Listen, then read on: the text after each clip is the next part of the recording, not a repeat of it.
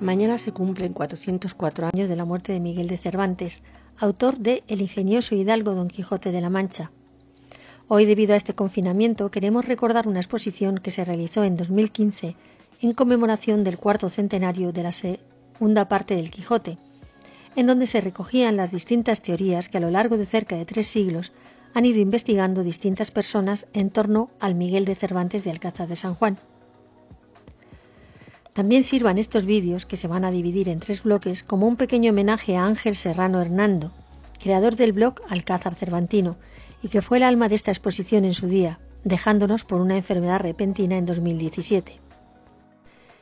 Él basaba gran parte de sus teorías en otro investigador alcazareño, Ángel Ligero Móstoles, que trabajó de manera incansable en distintos archivos y principalmente en el Archivo Histórico Municipal de Alcázar de San Juan y en el Archivo Parroquial de la Iglesia de Santa María de Alcázar, de donde son recogidas la mayor parte de las referencias que se mostrarán en esta exposición virtual con estos vídeos.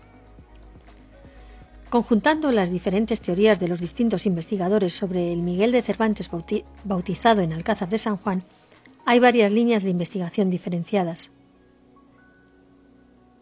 La primera es la tradicional genealogía y la vida de Miguel de Cervantes Saavedra de Alcázar de San Juan. El documento más importante que todavía hoy se conserva es la partida de bautismo, no de nacimiento como aparece en algunas publicaciones. Esta partida se encuentra en el archivo de la parroquia de Santa María, pero también podemos ver una reproducción facsimilar en el Museo Casa del Hidalgo. Observando esta partida de Alcázar, encontramos en distinta grafía y en el margen izquierdo una anotación que dice: este fue el autor de la historia de Don Quijote. Esta anotación se le atribuye a Blas Nasarre, que cuando encontró el documento en el siglo XVIII quiso dejar opinión de su hallazgo. Si analizamos los otros personajes que aparecen en esta partida, son todas personas reales que residieron en Alcázar y que podemos biografiar recorriendo los cargos y actividades en la antigua villa. El primer caso en este sentido es el de quien figura como padre del bautizado, Blas de Cervantes Saavedra, que en noviembre de 1572 entró como regidor en el concejo de Alcázar, quedando constancia de su actividad en las ordenanzas, en 1573, del pósito de la villa. En 1575 fue alcalde de Hermandad y en 1579 es regidor de Hijosdalgo, cargo para el que es reelegido en 1582, dejándolo al año siguiente por el de alcalde de Hermandad. Este fue el último cargo público que desempeñó.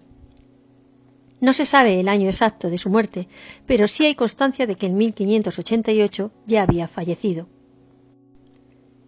La madre del bautizado, Catalina López, según las últimas investigaciones que realizó Ángel Serrano Hernando, aún sin publicar, han determinado que era hija de Francisco López Boticario, oriundo de la vecina localidad de Campo de Cristana, y de Teresa López.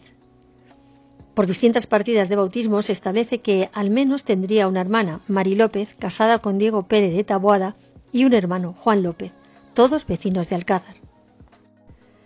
Los testigos en el bautizo de Miguel fueron Juan de Quirós y Melchor Ortega. Respecto del primero, Juan de Quirós, sabemos que ostentaba cargo público como regidor del concejo desde 1557. Era un hidalgo que se encuentra documentado dentro de la saca o elección de 1564 por este estado, y en 1558 tendría unos 52 años.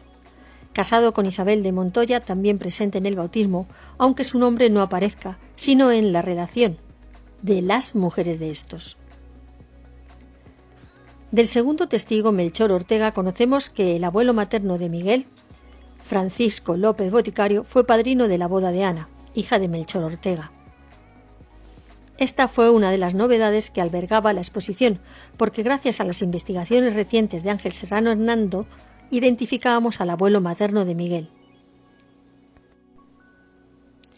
Ángel basaba su teoría en una carta de 1564 que recoge la primera insaculación, lo que hoy equivale a las elecciones municipales, que se encuentra en el Archivo Municipal de Alcázar, en donde dice literalmente: «E por fieles de estado de los Hijosdalgo a Cervantes, yerno de Francisco López Boticario». En este año, el único Cervantes que ostentaba cargo público era Blas de Cervantes, el padre de Miguel. Tendría este Francisco por lo menos una hermana, llamada Francisca, como aparece especificado en el archivo parroquial de Santa María.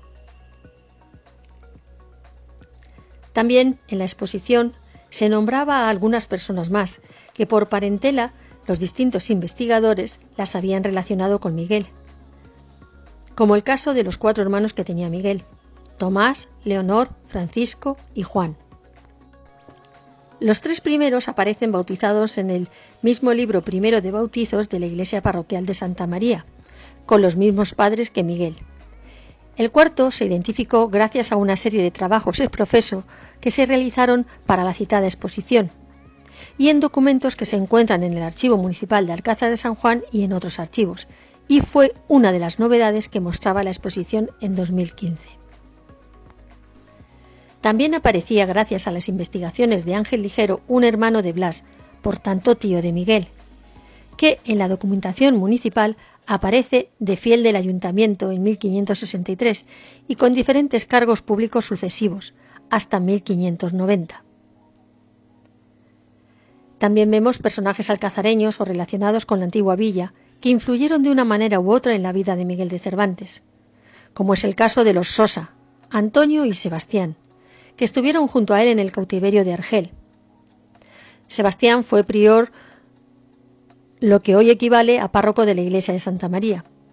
También fue visitador y vicario general en el priorato de San Juan.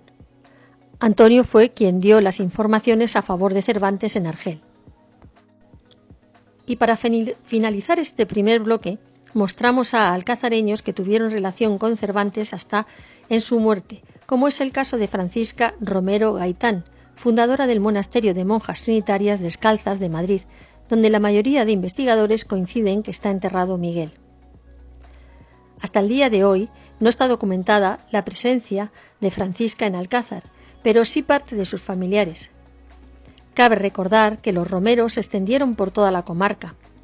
En la iglesia de Santa Quiteria tenían una capilla particular e incluso la actual calle Canalejas, en el siglo XVI, era conocida como el nombre de los romeros. También Francisca, en la construcción del convento trinitario de Madrid, nombró a 2 alcazareños capellanes, Antonio y Cristóbal de Quiñones, como consta en la escritura de fundación que se encuentra en el Archivo de Protocolos de Madrid, y escritura que ya localizara en su día Ángel Ligero Móstoles. Pero aún se encuentra un último lazo de unión de Francisca con Alcázar, ya que en la construcción del convento trinitario aparece Francisco de Santander, que le vende unas casas en Madrid para que edificara en ellas el convento. Cabe recordar que Francisco de Santander era el juez encargado de vender los bienes de los moriscos tras su expulsión en la antigua villa de Alcázar. Con esto nos despedimos del primer bloque. En el próximo nos centraremos en distintos personajes que aparecen en la obra de Miguel de Cervantes y que han sido identificados como personas reales.